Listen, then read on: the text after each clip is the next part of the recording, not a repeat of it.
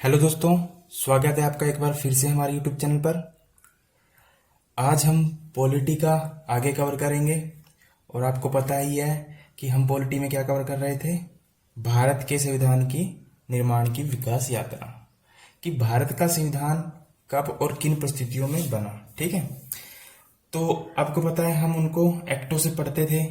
1773 के regulating act से start करते थे, उसके बाद कई एक्ट आते हैं बीच में, और फिर संविधान सभा बैठती है अंत में कैबिनेट मिशन के बाद में, और फिर भारतीय संविधान का निर्माण होता है। ठीक है, तो सबसे पहले तो मैंने आपको ये बताया था कि जो ये एक्ट आए थे इनको लाने की मुख्य वजह क्या थी, ये मैंने आपको डिटेल में बताया था। ठीक है, उसके बाद कि जो एक्ट आया 1773 का, उसमें क्या प्रोविजन थे। ठीक है, ये भी बताया मैंने कि उसमें क्या प्रोविजन थे और उनके पीछे का पूरा कारण बताया था, जिससे आपको याद ना करना पड़े, एक बार ही आपके पढ़ने से दिमाग में बैठ जाए। ठीक है, दूसरी बात, जब उसके बाद 1784 का जब एक्ट आया, पिट्स इंडिया एक्ट, क्योंकि उस समय विलियम पिट्स वहां के प्रधानमंत्री थे, पीएम थे, तो उन्हीं के नाम पर वो एक्ट बना था और भारत में आया। उसको लाने की जो मुख्य वजह थी, उस एक्ट को लाने की जो मुख्य वजह थी वो थी कि जो 1773 का जो एक्ट था उसमें कई दोष थे, उन दोषों को ठीक करने के लिए वो एक्ट लेके आया गया था। ठीक है, और वो क्या दोष थे वो सब मैंने आपको पिछली वीडियो में बताया। ठीक है, तो आप मेरा कोई भी वीडियो बीच में से मत देखना। ठीक है, पॉलिटी के 5-7 वीडियो हो चुके हैं। ठीक है, तो आप उसको एक सीरीज में देखना, एक क्रम में देखना, क्योंकि बीच में से देखोगे तब आपको कुछ भी समझ में नहीं आएगा। और मैंने आपको पूरा एक स्टोरी वाइज और एक सिस्टम वाइज आपको पढ़ाया है अभी तक। ठीक है, आगे भी मैं आपको, क्योंकि देखिए मैं अभी डायरेक्ट आर्टिकल्स में नहीं जा रहा हूं, क्योंकि मुझे पता है, क्योंकि जब तक आपको पीछे की चीजें, जो संविधान में जो वर्ड यूज होते हैं, जब हम आर्टिकल्स पढ़ेंगे, जब तक आपको उनका डिटेल मतलब नहीं पता होगा, तब तक आप आर्टिकलों को अच्छी तरह से समझ नहीं पाओगे। ठीक है, जब आपका बेस क्लियर हो जाएगा तब हम आर्टिकल में उतरेंगे, और ज्यादा समय नहीं लगेगा, 10-12 वीडियो के बाद हम सीधा आर्टिकल में ही उतरेंगे। ठीक है, और फिर हम आर्टिकल, देखिए सिविल सर्विस के एग्जाम के पॉइंट ऑफ व्यू से आर्टिकलों की भूमिका ज्यादा नहीं है। ऐसा नहीं पूछा जाएगा कि आर्टिकल 24 में क्या लिखा हुआ है, आर्टिकल 50 में क्या लिखा हुआ है, आर्टिकल 60 में क्या लिखा हुआ है, ऐसा कभी नहीं पूछा जाएगा। ठीक है, आपसे जो पूछा जाएगा उन आर्टिकलों की जो प्रोसेसिंग है, उन आर्टिकलों को कैसे अप्लाई किया जाता है, उसकी प्रोसेस के बारे में पूछा जाएगा। ठीक है, उसकी प्रक्रिया के बारे में पूछा जाएगा, इसकी क्या प्रक्रिया है। ठीक है, तो उसको हम पूरा डिटेल में कवर करेंगे, वो आप चिंता मत कीजिए। ठीक है, उससे पहले आपको ये चीजें समझ में आनी चाहिए। ठीक है, तो चलिए स्टार्ट करते हैं। जो नेक्स्ट एक्ट आता है वो आता है 1793 का चार्टर एक्ट। ठीक है, पहले हम जान लेते हैं कि ये क्यों लाया गया था, इसको लाने की क्या वजह थी। ठीक है, देखिए 1784 का, इससे पहले पिट्स इंडिया एक्ट आया था, उसमें कोई ऐसा प्रावधान नहीं था, कोई ऐसा प्रोविजन नहीं था कि उसमें कुछ प्रोविजन गलत हो।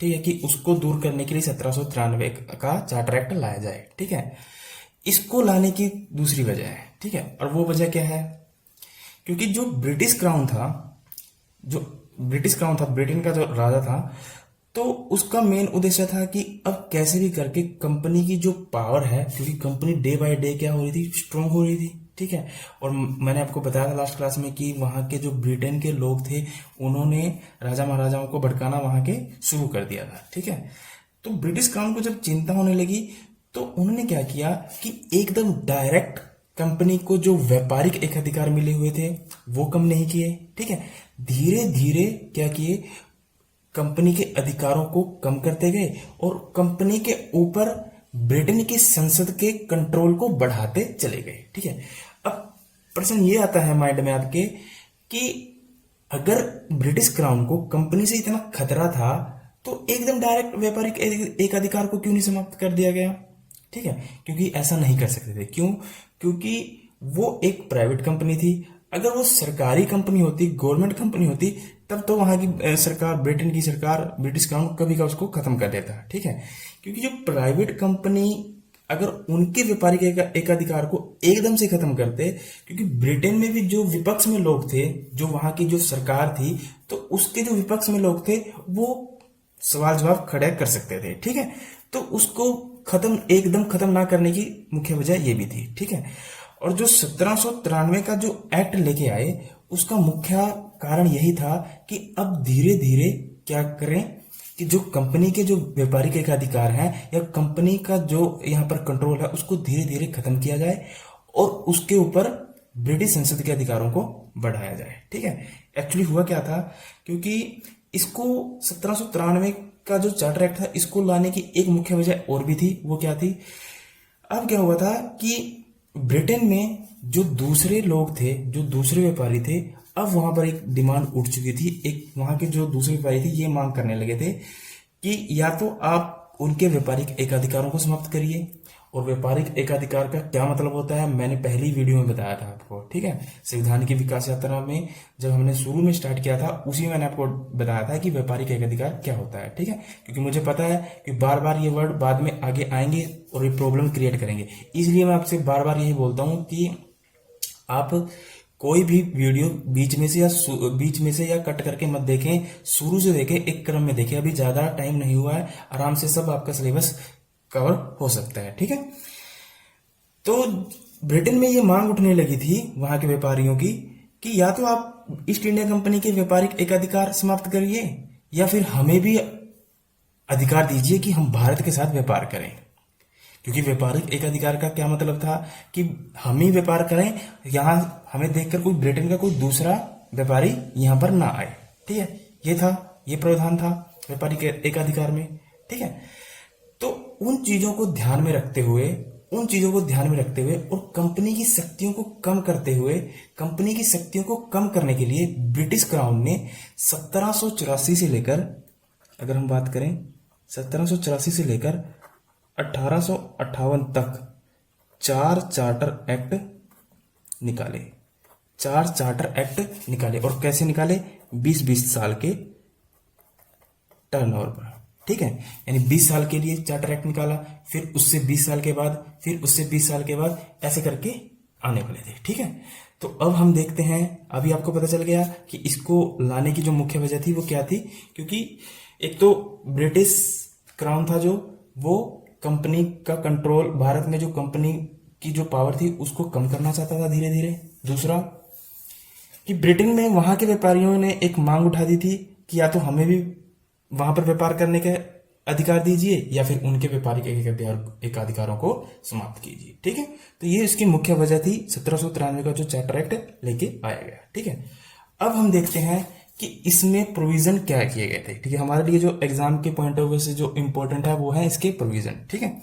तो अगर हम बात करें, इसके यहां दिखाई दे रहा है, इसका जो पहला प्रोविजन था, इसमें क्या किया गया कि जो कंपनी का जो व्यापारिक एकाधिकार था वो 20 साल के लिए बढ़ा दिया गया, ठीक है। या हम कहें कि अब कंपनी 20 साल के लिए भारत में और उसके पास व्यापारिक एकाधिकार है और उसके अलावा ब्रिटेन का कोई दूसरा व्यापारी नहीं आएगा, ठीक है। तो पहला प्रोविजन क्या किया गया कि 20 साल के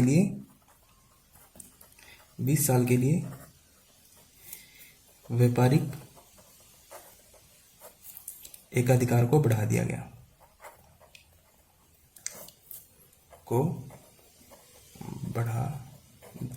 ठीक है। तो 20 साल के लिए कंपनी के व्यापारिक एकाधिकार को क्या किया, बढ़ा दिया गया, ठीक है। एक प्रोविजन तो ये किया गया था, ठीक है। क्योंकि 20 साल के लिए आगे आगे 4 चार्टर एक्ट आने थे, ठीक है। तो आप 4 चार्टर एक्ट याद रखेंगे कौन कौन से हैं, ठीक है। 1793 और इसमें 20 साल जोड़ लो 1813, फिर 20 साल जोड़ लो 1833, फिर 20 साल जोड़ लो 1853, ठीक है। यानी 1793 से लेकर 1853 तक जो 4 एक्ट आए वो चार्टर एक्ट के नाम से जाने गए, ठीक है। और जो चार्टर एक्ट का तो मतलब आपको पता ही है, अधिनियम। और जो चार्टर का मतलब होता है वो होता है एक लिखित दस्तावेज, ठीक है। क्योंकि जो ये एक्ट आ रहे थे ये क्या थे, लिखित रूप में थे, रिटर्न में थे, ठीक है। तो चार्टर का मतलब ही होता है रिटर्न डॉक्यूमेंट, ठीक है। तो चार्टर का कोई खास यही मतलब है, कोई खास इसकी वजह नहीं है, ठीक है। दूसरी बात, अब इसमें और क्या प्रोविजन किए गए थे, ठीक है। अब देखिए यहां क्या होता था कि आपको पता है जो 1764 में जब बक्सर का युद्ध हुआ, और बक्सर के युद्ध में आपको पता ही है ब्रिटेन अंग्रेजों की जीत हुई थी। और 1764 के बाद अगले ही साल 1765 में क्या हुआ, इलाहाबाद की संधि हुई। ठीक है, ये तो चीजें हम हिस्ट्री में डिटेल में पढ़ेंगे, पर यहाँ इनका लिंक है तो मैं आपको बता देता हूं कि उससे क्या फर्क पड़ा था। जब 1765 में इलाहाबाद की संधि हुई तो उस संधि में क्या प्रावधान किया गया था, जो मुख्य प्रावधान था वो क्या किया गया था कि अब जो ईस्ट इंडिया कंपनी है, अब जो ईस्ट इंडिया कंपनी है उसको बंगाल में दीवानी मामले भी दे दिए गए।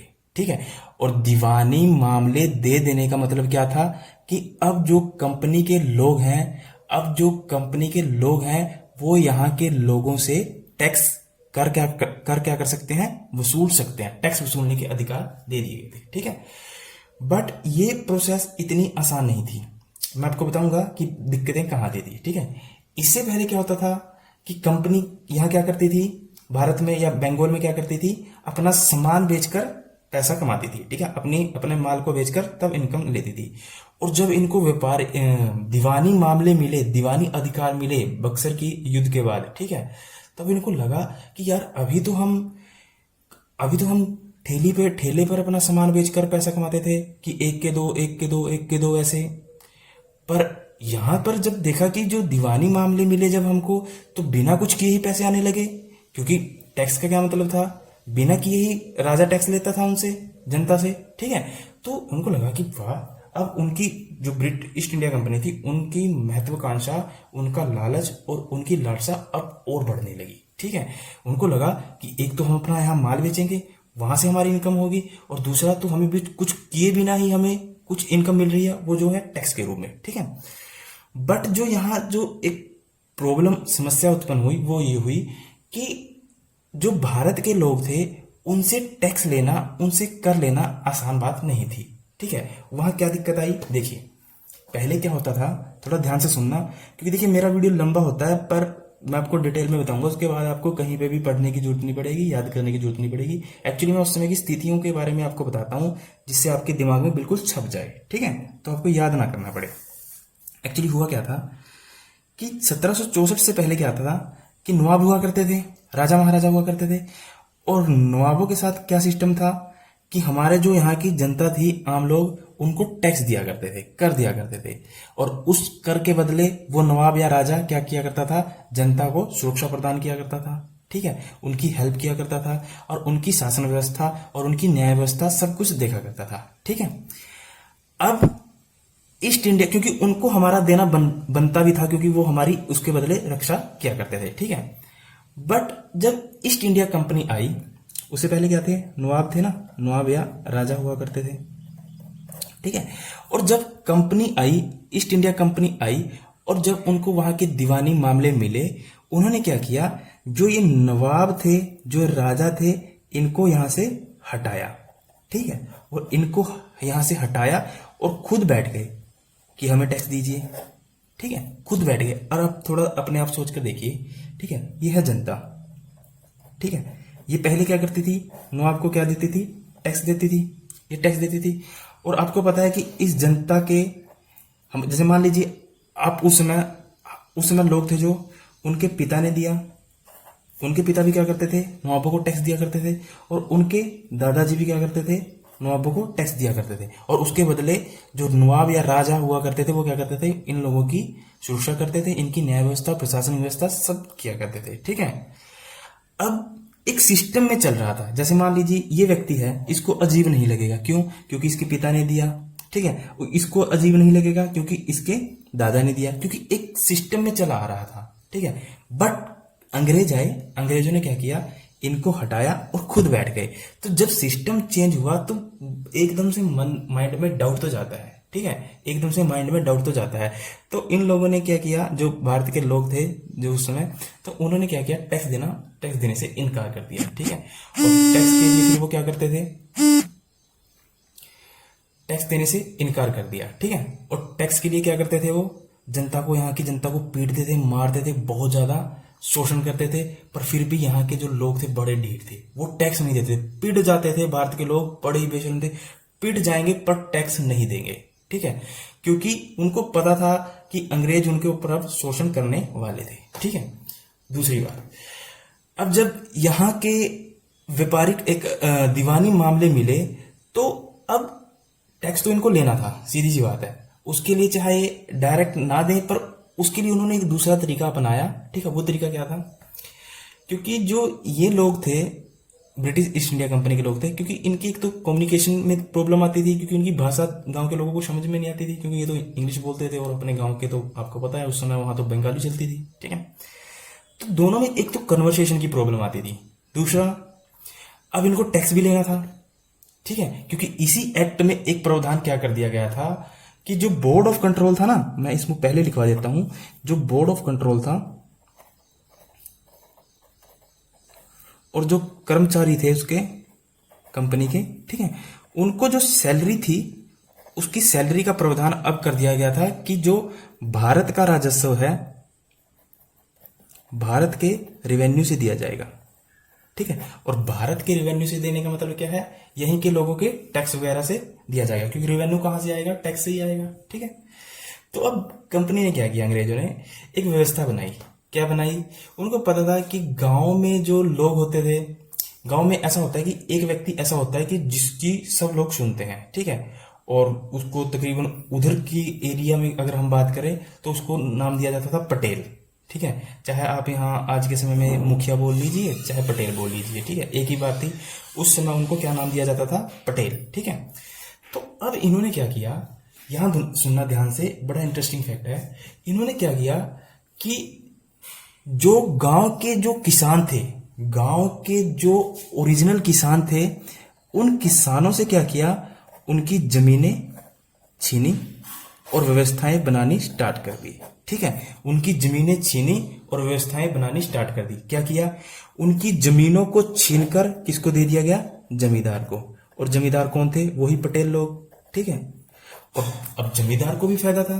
क्यों फायदा था? क्योंकि जमींदार को फायदा इसलिए था क्योंकि उसको तो बिना किए कुछ सब कुछ मिलने वाला था। वो कैसे, आगे मैं बताऊंगा अभी। ठीक है, तो इन्होंने क्या किया, अंग्रेजों ने किसानों की जो उनकी अपनी जमीनें थी, खुद की जमीनें थी, किसानों की खुद की जमीनें थी, उनको छीना और किसको दे दिया? जमींदार को। ठीक है, और उन जमींदारों को उन किसानों की जो जमीनें थी उनका ओनर बना दिया, उनका मालिक बना दिया। ठीक है, और क्या कहा कि आप यहां से जो भी प्रोडक्शन होगी, यहां से जो भी प्रोडक्शन होगी, यहां से ध्यान से सुनना, यहां से जो भी प्रोडक्शन होगी उसका 11% आप खुद रख लेना। ठीक है, और 89% हमें दे देना। ठीक है, किसका? प्रोडक्शन का। चाहे आपात पड़े, चाहे सूखा पड़े, चाहे बारिश हो ना हो, एक फिक्स कर दिया कि आपको पूरी प्रोडक्शन का, जो पूरा खेतों से जो उत्पादन होता था उसका 11% तो आप रख लेना और 89% आप हमें दे देना, यानी कंपनी को पहुंचा देना ऊपर। ठीक है, अब मेरी एक बात सुनिए ध्यान से कि जो जमींदार थे उसका तो कुछ भी नहीं था ना। उसको क्या करना था? यहाँ के लोगों से क्या करना था? इकट्ठा करना था पैसा, और पैसा इकट्ठा कर कर किसको पहुंचाना था? किसान को। यानी किसानों की यहाँ से प्रोडक्शन लेनी थी, उत्पादन लेना था, और उसका यहाँ से इकट्ठा कर कर किसको देना था? ब्रिटिश ईस्ट इंडिया कंपनी को, या कहें हम अंग्रेजों को। ठीक है, तो जो 11% था वो बिना कुछ किए ही तो मिल रहा था। क्या जमींदार को मेहनत करनी पड़ रही थी? क्या जमींदार को खेत में कसी चलानी पड़ रही थी? क्या जमींदार को कुछ मेहनत करनी पड़ी अपने खेतों में? क्या खून पसीना करना पड़ा? कुछ भी नहीं। उसको तो बैठे बिठाए ये सब मिलने लगा। ठीक है, ऐसे ही अगर आप पढ़ोगे, जब आपने पढ़ा भी होगा इस हिस्ट्री में, जो 1857 की क्रांति थी, कि जो यहाँ के जो लोकल किसान थे उन्होंने अंग्रेजों के खिलाफ विद्रोह नहीं किया, उन्होंने जमींदारों के खिलाफ विद्रोह किया था, क्योंकि जो उनपे जो अत्याचार हो रहा था वो जमींदार कर रहे थे। अब समझ में आया होगा आपके। ठीक है, तो जमींदार को बिना कुछ किए यहां पर 11% मिल जाती थी। ठीक है, और यही कहलाया परमानेंट सेटलमेंट। Permanent settlement. ठीक है, इसको क्या बोलते हैं हिंदी में? स्थायी बंदोबस्त। स्थायी बंदोबस्त का मतलब कि फिक्स कर दिया, क्या कर दिया कि 11% आप रख लीजिए और 89% हमें पहुंचा दीजिए। ठीक है, और जब ये एक्ट आया था उस समय अगर हम बात करें, जो एक्ट, इस एक्ट की जो तीसरा सबसे महत्वपूर्ण प्रोविजन क्या था कि इसी एक्ट के अनुसार क्या लाया गया था, स्थायी बंदोबस्त, ठीक है, परमानेंट सेटलमेंट। और परमानेंट सेटलमेंट क्या था, मैंने पूरा आपको समझा दिया कि 11% आप रख लेना जमींदार को और 89% आप पहुंचा देना कहां पर, अंग्रेजों के पास, यानी ईस्ट इंडिया कंपनी के पास। तो इसका तीसरा प्रावधान ये था, ठीक है। और ये जब एक्ट आया, ये एक्ट आया उस समय जब भारत का जो गवर्नर था वो था लॉर्ड कॉर्नवालिस, ठीक है। कॉर्नवालिस के अगर हम बात करें, अंतिम दिन थे उस समय भारत में, उसके अंतिम दिनों में ये एक्ट आया था, ठीक है। पर फिर भी आप याद रखेंगे, कई बार पूछ लेता है कि जो 1793 का एक्ट था वो किसके शासनकाल में आया, तो आप क्या लगाएंगे, लॉर्ड कॉर्नवालिस, ठीक है। और जो ये स्थायी बंदोबस्त था वो कौन लेके आया था, लॉर्ड कॉर्नवालिस, ठीक है। तो आपने पढ़ा भी होगा महालवाड़ी बंदोबस्त, इजारदारी बंदोबस्त, ठीक है। ये सारी व्यवस्थाएं आपने पढ़ी होंगी भूमि से रिलेटेड, ठीक है, कृषि से रिलेटेड। तो ये तो हम हिस्ट्री में पढ़ेंगे, यहाँ नहीं पढ़ेंगे क्योंकि यहाँ इसका भी काम नहीं है। वैसे ही मैंने आपको थोड़ा सा लिंक करके बता दिया। जब मैं हिस्ट्री पढ़ाऊंगा तो मैं आपको डिटेल में पढ़ाऊंगा, फिक्र ना करें, और उसको मैं एक डेट वाइज पढ़ाऊंगा, ठीक है, जिससे आपका एक भी पॉइंट ना बच पाए, ठीक है। तो यहां तक क्लियर हो गया होगा। अगर यहां तक क्लियर हो गया होगा तो आपके नीचे एक लाइव चैट का ऑप्शन चल रहा है, आप उसमें जाकर यस टाइप कर दीजिए। अगर यहां तक कुछ भी ना समझ में आया हो तो उसको क्या कर दीजिए, आप जो भी समझ में ना आया हो समस्या उसको टाइप कर दीजिए, उसको अभी आपको सोल्यूशन मिल जाएगा, ठीक है। एक प्रावधान, ठीक है। तो अभी तक कितने प्रावधान हुए कि एक तो क्या हुआ कि 20 साल के लिए क्या किया गया, व्यापारिक एकाधिकार को बढ़ा दिया गया, ठीक है, कंपनी के। और दूसरा, बोर्ड ऑफ कंट्रोल के जो कर्मचारी थे उनकी सैलरी भारत के रेवेन्यू से दी जाने लगी। तीसरा कि जो एक क्या किया गया, स्थायी बंदोबस्त लाया गया इसी एक्ट के तहत कि 11% आप रख लेना और 79% हमें दे देना, ठीक है। ये व्यवस्था की गई, ठीक है। अब देखिए, अब आपको पता है, मैंने आपको बताया था इससे पहले क्या होता था कि जो कलेक्टर था, क्योंकि इन सबको जो रेगुलेट करने का, जैसे मान लीजिए स्थायी बंदोबस्त बना दिया, ठीक है, इसको कौन रेगुलेट करेगा, इसको रेगुलेट करना था कलेक्टर को, ठीक है। और जो उस समय कलेक्टर थे, उस समय क्या था कि जो कलेक्टर थे वो बिना किसी एग्जाम के अपॉइंट हो जाया करते थे, ठीक है। तो मान लीजिए अगर आप कंपनी के कर्मचारी हो और आप अच्छी खासी चापलूसी कर लेते हो तो आपको कलेक्टर बना दिया जाएगा, अच्छा खासा बोल लेते हो बिना परीक्षा के तो आप कलेक्टर बन सकते थे, ठीक है। पर इस एक्ट में क्या देखा गया, इस एक्ट में क्या प्रावधान किया गया, क्योंकि जो करप्शन था, भ्रष्टाचार था, वो बहुत ही बढ़ चुका था। देखिए एक बात बता देता हूं मैं आपको, जो अंग्रेज थे उन्होंने भ्रष्टाचार को कैसे देखा। देखिए, उनका मानना था कि जो अनपढ़ लोग हैं वो ज्यादा भ्रष्ट होते हैं, वो ज्यादा भ्रष्टाचार करते हैं, ठीक है। और जो पढ़े लिखे लोग हैं वो कम भ्रष्टाचार होते हैं, वो कम भ्रष्टाचार करते हैं, ठीक है, कम करप्शन करते हैं। देखिए सॉरी, उन्होंने क्या किया कि जो भ्रष्टाचार था उसको शिक्षा के साथ जोड़कर देखा। तो उन्होंने क्या किया, शिक्षा को भ्रष्टाचार के साथ जोड़कर देखा कि जो कम पढ़े लिखे लोग हैं वो ज्यादा भ्रष्टाचार करते हैं, और जो ज्यादा भ्रष्टाचार करते हैं, और जो पढ़े लिखे लोग हैं वो कम भ्रष्टाचार करते हैं। बट उस समय की ये पॉलिसी अगर आज आप अप्लाई करना चाहो तो ये उल्टा हो जाता है। आज आपको पता ही है कि जो पढ़े लिखे लोग हैं वो ज्यादा भ्रष्टाचार करते हैं, क्योंकि उनको सिस्टम के टेक्नोलॉजी पता होती है कि कहाँ कहाँ लूप होल्स हैं पॉइंट में, ठीक है, सिस्टम में। तो ड्रॉबैक्स पता होते हैं, तो उसका वो प्रॉफिट या कहें हम लाभ उठाते हैं, मौके का फायदा उठाते हैं, ठीक है। और जो आज के समय में जो कम पढ़े लिखे लोग हैं वो कम भ्रष्टाचार करते हैं, वो तो बस उनका तो यही मानना है कि चाय पानी तक चल जाए तो बहुत है। और जो पढ़े लिखे लोग हैं, बड़े दिमाग वाले लोग हैं, तो वो चाय पानी पे कहाँ जाते हैं, वो तो फिर सीधा आपको पता है ड्रिंक बियर सेव वाटर, ठीक है। तो बड़ी बड़ी बातें करते हैं, बड़ा बड़ा भ्रष्टाचार करते हैं, ठीक है। तो कहने का मतलब ये है कि जो ब्रिटिश क्राउन था, जो ब्रिटेन था, उन्होंने क्या सोचा कि जो भ्रष्टाचार है उसको शिक्षा के साथ जोड़कर देखा। और क्या प्रावधान किया गया कि अब जो कर्मचारी होंगे, जो कलेक्टर होंगे, अब उनकी एग्जाम होगी, ठीक है, अब उनकी एग्जाम होगी, और एग्जाम जो क्वालिफाई करेगा वही कलेक्टर बनेगा, ठीक है। तो कलेक्टर पद के लिए अब क्या किया गया, एक एग्जाम की व्यवस्था की गई, और इसका नाम दिया गया ICS, ठीक है, इंडियन सिविल सर्विसेज, ठीक है। इस एक्ट में केवल क्या था, प्रोविजन किया गया, प्रावधान किया गया था, ठीक है। एक इस एक्ट में केवल प्रोविजन किया गया था, प्रावधान किया गया था, एग्जाम नहीं ली गई थी, ठीक है। अभी कोई भी एग्जाम नहीं ली गई थी, बस इसकी बात चली थी, इसका प्रोविजन किया गया था, ठीक है। तो प्रावधान किया गया था और इसमें कोई किसी भी तरह का कोई भी एग्जाम अभी तक नहीं लिया गया था, ठीक है। तो जो एग्जाम लिया गया था वो आगे लिया गया था, आगे एक्ट में 1853 के में आगे मैं पढ़ाऊंगा, ठीक है। इसमें केवल प्रावधान किया गया था, ठीक है। और इसी वजह से, क्योंकि जब ये एक्ट आया था उस समय जो गवर्नर जनरल था वो था लॉर्ड कॉर्नवालिस, ठीक है। इसी वजह से जो लॉर्ड कॉर्नवालिस है उसको इंडियन सिविल सर्विस का क्या माना जाता है, जनक माना जाता है। इंडियन सिविल सर्विस का क्या माना जाता है, जनक माना जाता है, ठीक है। और यही इंडियन सिविल सर्विस जब भारत आजाद हुआ तब क्या बना, यूपीएससी बन गया था, ठीक है। जो आज का UPSC, union public service commission, वो यही आईसीएस है, ठीक है। तो इस एक्ट के ये प्रोविजन थे जो इम्पोर्टेंट थे, ये मैंने आपको बता दिए, ठीक है। इससे बाहर तो नहीं आएगा, ठीक है। वैसे भी अगर एक एक एक्ट के भी आप 2-2 4-4 पॉइंट लिखोगे तो मेंस में लिखने के लिए भी बहुत हो जाएगा, एनफ हो जाएगा, ठीक है। और जो प्रीलिम्स में जो फैक्ट आएंगे वो यहीं से आएंगे जो मैं आपको बता रहा हूँ, ठीक है। और इसके पीछे की जो वजह है, कारण है, वो मैं आपको पूरा डिटेल में बता रहा हूँ, ठीक है। तो जो मैं आपको बता रहा हूँ ना, सेम वैसे ही एज इट इज आप हर एक पॉइंट का रीजन और आप अपने नोट्स में लिखते चले जाएं, ठीक है।